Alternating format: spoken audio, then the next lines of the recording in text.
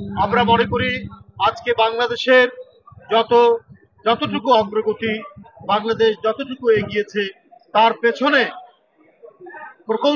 বাংলাদেশের প্রকৌশলীদের একটি অসামান্য অবদান রয়েছে। একটি দেশকে উন্নত, উৎপাদনশীল এবং আধুনিক অগ্রযাত্রার দিকে এগিয়ে নিয়ে যাওয়ার ক্ষেত্রে প্রকৌশলীদের অনবদ্য অবদান থাকে।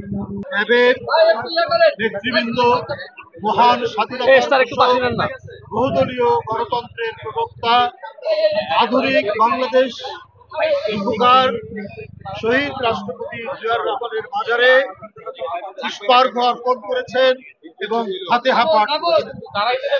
আমরা বাংলাদেশ জাতীয়তাবাদী দলের পক্ষ থেকে শাহরিন ইসলাম তুহিনের নেতৃত্বে র্যাবের এই নবগঠিত কমিটির প্রতি জানাচ্ছি আন্তরিক শুভেচ্ছা এবং অভিনন্দন।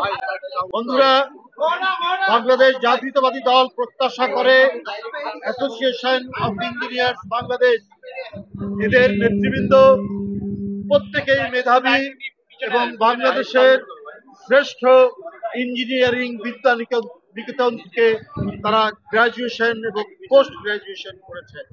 আপনারা জানেন, এদেশের এক মহান জাতীয়তাবাদী দেশপ্রেমিক নেতা এবং রাষ্ট্রনায়ক শহীদ রাষ্ট্রপতি জিয়াউর রহমান নিজেদের ইঞ্জিনিয়ারিং কৌশল এবং প্রকৌশলীদের দিয়ে তিনি তিস্তা ব্যারেজের মতো একটি বহুমুখী প্রকল্প এবং এই দেশের প্রথম সম্পূর্ণ নিজস্ব অর্থায়ন এবং নিজেদের মেধা, নিজেদের প্রকৌশলীদের দিয়ে তিনি সেই প্রকল্পটি করে তুলেছেন।